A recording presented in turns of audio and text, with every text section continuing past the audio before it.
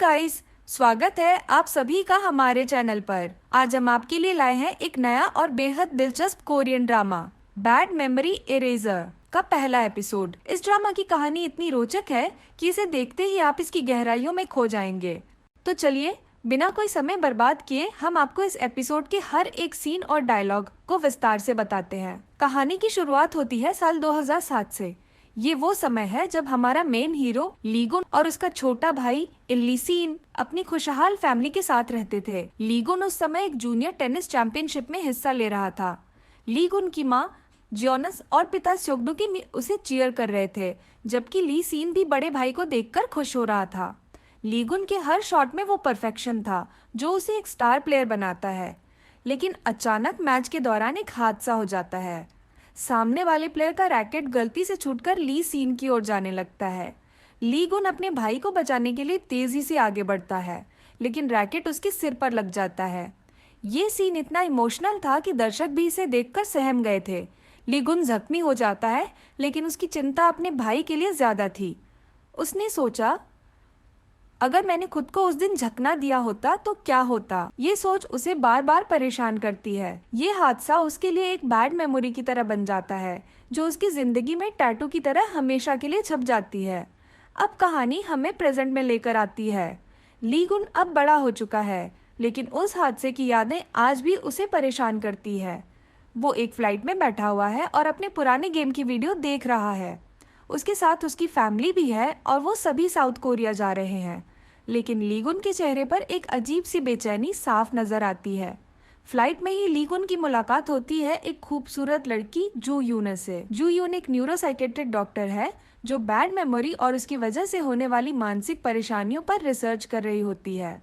Flight के दौरान ही जू यून और लीगुन के बीच कुछ बातें होती हैं, जिससे हमें उनके किरदारों की गहराई समझ में आती है। लीगुन अपने रियूनियन के इनविटेशन कार्ड को देखता है और सोचता है कि क्या उसे वहां जाना चाहिए। वो सोचता है कि क्या उसे अपने पहले प्यार से मिलना चाहिए, लेकिन फिर उसे डर लगता है कि क्या वो उसके बारे में वही महसूस करेगी जो वो करता है। लीगुन और जू यून का सीन आगे बढ़ता है और अब हम एयरपोर्ट पर पहुंचते हैं। एयरपोर्ट पर कुछ ऐसा होता है जो दोनों के जीवन को एक नई दिशा में मोड़ देता है। उनके सूटकेस गलती से एक्सचेंज हो जाते हैं। जू यून को अपने बैग के अंदर कुछ डॉक्यूमेंट्स और रिसर्च मटेरियल्स की बेहद ज़रूरत होती है, जो अब लीगुन के पास है।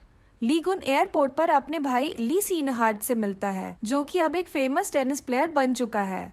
उसके साथ उसके पेरेंट्स भी होते हैं। यहाँ हम ली सीन की पॉपुलैरिटी और लीगुन की अनदेखी का सीन देखते हैं, जो लीगुन के लिए काफ़ी दर्दनाक होता है। जो यून को जैसे ही पता चलता है कि उसका बैग बदल गया है, वो लीगुन को कॉल करती है।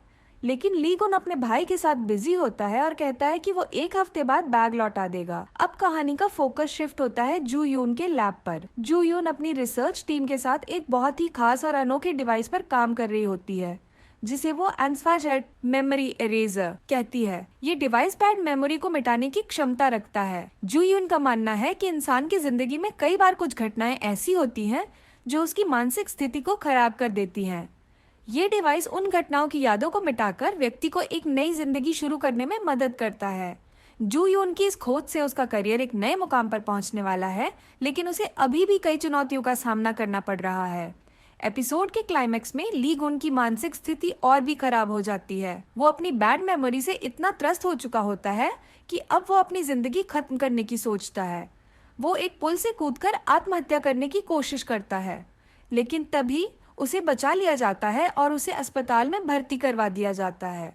यहाँ उसकी मुलाकात फिर से जू यून से होती है। जू यून उसे बताती है कि उसकी बैड मेमोरी को मिटाने के लिए मेमोरी इरेजर का उपयोग किया जा सकता है। लीगुन इस पर राजी हो जाता है और फिर शुरू होती है एक नई जर्नी।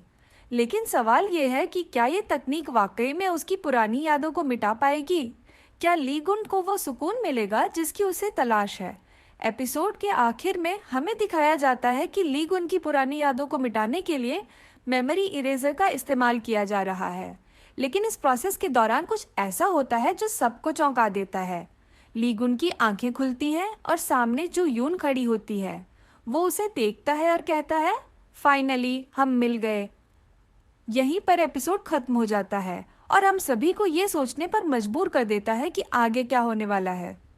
तो गाइस, ये था बैड मेमोरी इरेजर के पहले एपिसोड का पूरा रिकैप। इस ड्रामा ने हमें पहले ही एपिसोड से अपनी कहानी में बांध लिया है।